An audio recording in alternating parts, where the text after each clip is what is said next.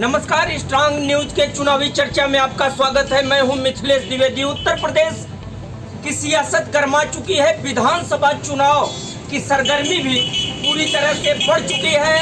आज हम मौजूद हैं ज्ञानपुर विधानसभा क्षेत्र की राजधानी कोनिया क्षेत्र के कोयरौना बाजार में। कोयरौना में हमारे साथ चुनावी चर्चा पे मौजूद हैं भारतीय जनता पार्टी के जटाशंकर शुक्ला जी, समाजवादी पार्टी के सेवालाल यदुवंशी जी, यदुवंशी महासंघ के राष्ट्रीय सचिव भी हैं सेवालाल। हम बात करेंगे चुनाव पर और चुनावी चर्चा में हम जानेंगे कि ज्ञानपुर विधानसभा क्षेत्र में माहौल क्या है, प्रदेश का माहौल क्या है, उत्तर प्रदेश में आगामी जो 2022 का चुनाव होने वाला है उसका परिदृश्य क्या रहेगा। सबसे पहले शुरुआत करते हैं भारतीय जनता पार्टी के जटाशंकर शुक्ला जी से। शुक्ला जी, आप लोगों का एक नारा है, फिर एक बार योगी सरकार।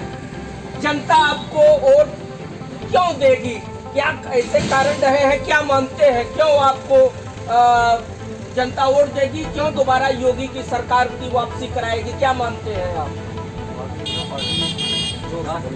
भारतीय जनता पार्टी ने क्या किया है, हर गांव में बिजली पानी सड़क किया है और रोजगार दिया है और अभियान के लिए चुनाव 200 बार दे रही है और अच्छा काम कर रही है और जनता का विश्वास है। सारे लोग भाजपा के साथ हैं और सारे काम कर रहे हैं, भाजपा को ऊपर आएगी। सेवालाल जी, भाजपा ने बहुत अच्छा काम किया है। शुक्ला जी का कहना है हिंदुत्व पे भी काम किया है, गल्ला राशन सब मिल रहा है फ्री में। क्या मानते हैं फिर इनकी सरकार आएगी तो 22 में 22 का नारा जो समाजवादी पार्टी ने दिया है उसका क्या होगा, आप बताइए। जनता चुप है और समाजवादी पार्टी की सरकार 22 में आना तय है। यह दुनिया की कोई शक्ति नहीं रोक सकती। भारतीय जनता पार्टी के पास कोई मुद्दा नहीं है, केवल एक राम नाम का एक है काम और कुछ नहीं है। भारतीय जनता पार्टी एक धोखेबाज, एक धूर्त पार्टी है हिंदुस्तान की। धोखेबाज धूर्त पार्टी बता रहे हैं भाजपा को सपा वाले और कह रहे हैं राम नाम के अलावा कोई काम नहीं है। क्या कहेंगे?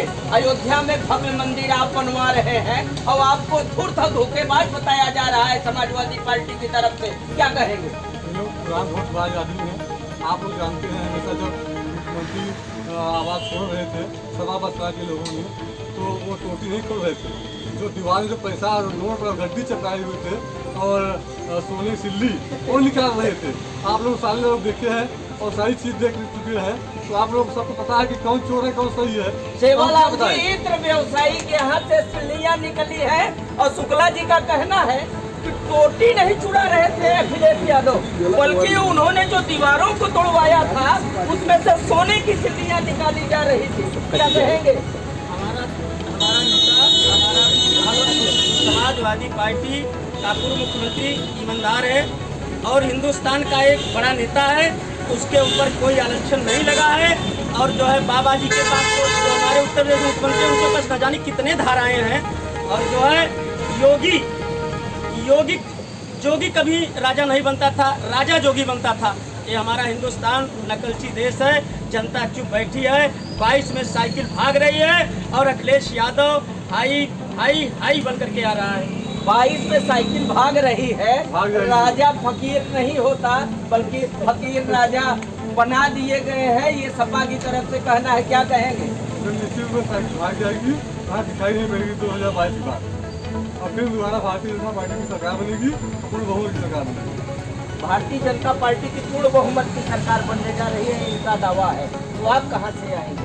दिल्ली आप देख चुके हैं, बंगाल आप देख चुके हैं, बिहार में इन लोगों ने जो है बेईमानी से सरकार बनाए हैं और यूपी में ये बेईमानी नहीं चलेगी। अब जो है जनता जाग चुका है, जनता जाग चुकी है इनके अनुसार। लेकिन सबसे बड़ा सवाल जो विधानसभा चुनाव में इस बार हम जिस विधानसभा की बात कर रहे हैं ज्ञानपुर में, सबसे बड़ा मसला है ब्राह्मण वोटों का। इस बार ब्राह्मण पूरे उत्तर प्रदेश में निर्णायक साबित होने जा रहे हैं। ज्ञानपुर में भी ब्राह्मण बाहुल्य विधानसभा क्षेत्र है, ज्ञानपुर में भी ब्राह्मण मतों की अधिकता रही है। लगभग 1.5 लाख ब्राह्मण मतदाता इस विधानसभा में बिलोंग करते हैं। ब्राह्मणों को लेकर के सियासत हो रही है, सभी दल डोरे डाल रहे हैं और भारतीय जनता पार्टी को ब्राह्मण विरोधी बताया जा रहा है। शुक्ला जी क्या कहेंगे, आपकी पार्टी क्या ब्राह्मण विरोधी है? जबकि मूल बेस वोट आपका ब्राह्मणों से ही शुरू होता था भाजपा में, लेकिन आज आपको बताया जा रहा है कि आप ये भाजपा की सरकार जो है ब्राह्मण विरोधी सरकार है, क्या कहेंगे?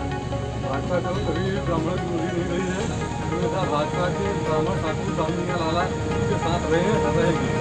समाजवादी पार्टी केवल एक जात की पार्टी है और सरकार बनने पर केवल एक जात के ही जो नौकरी दिया जाता है और पैसा लिया जाता है और सारी जनता सब जानती है और दोबारा ये लोग आने वाले नहीं है और उसका जो है हमारे लिए जवाब देते हैं। जनता 2022 में जवाब देगी। यदुवंशी जी, आपकी पार्टी भी ब्राह्मण मतों पे डोरे डाल रही है और इनके अनुसार, भारतीय जनता पार्टी के अनुसार ब्राह्मण बेस वोट है इनके और ब्राह्मण विरोधी नहीं है भाजपा, क्या कहेंगे आप? ब्राह्मण विरोधी है भारतीय जनता पार्टी। एक छत्र राज्य जो है ठाकुरवाद का जो है योगी बाबा के सरकार में चल रहा है और एक छोटा कार्य करने के लिए 10-20-50 हजार रुपए से कम नहीं, कोई एक बाबू 50,000 रुपए एक ट्रांसफर के लिए मांगता है। कोई किसी आपदा विपदा में कोई व्यक्ति मरा होगा तो जो है उसका ट्रांसफर तक नहीं हुआ होगा, जो कि शासनादेश है। जी जवाब दीजिए, ठाकुरवाद की बात सामने आई है, सपा की तरफ से आरोप लगाया जा रहा है कि सरकार में ठाकुरवाद हावी है, क्या कहेंगे इस पर? कोई बात नहीं है, सबका साथ हुआ है, सबका विकास हुआ है, सबका विश्वास है भाजपा के साथ और सब सारे लोग देंगे। हर बिरादरी के लोग भाजपा के साथ हैं, पूरे हिंदू है भाजपा के साथ और जो सरकार के साथ जो यादव एक बिरादरी है उसको सरकार के लिए बनने वाली है, सरकार के लिए सपा के साथ सिर्फ एक यादव बिरादरी है, भाजपा का मानना है, क्या कहेंगे? समाजवादी पार्टी में ब्राह्मण सबसे ज्यादा है। जनेश्वर मिश्र पार्क आप देखिए, समाजवादी पार्टी के जो है सबसे बड़ा नेता जनेश्वर मिश्र रहे हैं। यह तो जो है भाजपा एक जुमला झूठी पार्टी है, जो है झूठावाद बात कर रहा है, एक नई नई बातें करके कहीं गल्ला काम धाम बना करके हमारे उत्तर प्रदेश में आज हिंदू रीति रिवाज के अनुसार मिट्टी का तेल, लाइट, बिजली की बात करते हैं लोग। जिसके घर में दीपक न जला, हिंदू रीति रिवाज में सबके घर में दीपक जलाया, दीपक जलना अति आवश्यक है शाम को। आज भारतीय जनता पार्टी की सरकार ने मिट्टी का तेल भी खत्म कर दिया उत्तर प्रदेश से। मिट्टी का तेल खत्म हो गया है, इनका कहना है। कितनी जरूरत मानती है भाजपा और आपकी सरकार मिट्टी के तेल की, जो बंद कर दिया गया है, आपके लिहाज से कितना उचित है? सवाल इनकी तरफ से आया है। दीपक जो जलता है, दीपक तेल का जलता है, सरसों तेल, घी तेल, सब मिट्टी तेल नहीं जलता, तो जिसको जलाना है जला रहा है और दीपक का लाइन मिल रहा है, बिजली मिल रहा है, सब कुछ मिल रहा है, क्या हो सकता है दीपक जलाने मिट्टी तेल का? तो बिजली मिल रही है भाजपा की सरकार में, इसलिए मिट्टी के तेल की आवश्यकता नहीं है। हम बात करेंगे प्रत्याशी को लेकर के, अंत में हम बढ़ते हैं प्रत्याशी के सवाल पे। शुक्ला जी, किस तरह के प्रत्याशी को आपके पार्टी द्वारा यहाँ पे लाया जा रहा है? किस तरह का प्रत्याशी होगा, कैसा चेहरा होगा? भाजपा के आप पुराने कार्यकर्ता पदाधिकारी रहे हैं, तो किस तरह का प्रत्याशी यहाँ पे आना चाहिए आपके हिसाब से, आपकी पार्टी का?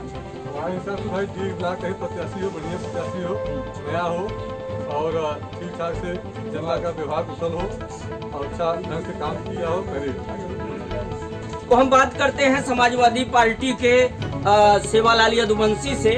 सेवालाल जी, किस तरह का प्रत्याशी आप ला रहे हैं ज्ञानपुर? हमारे ज्ञानपुर विधानसभा में ब्राह्मण बाहुल क्षेत्र है, हमारे समाजवादी पार्टी से कोई ब्राह्मण जो है प्रत्याशी आए उसका समर्थन है।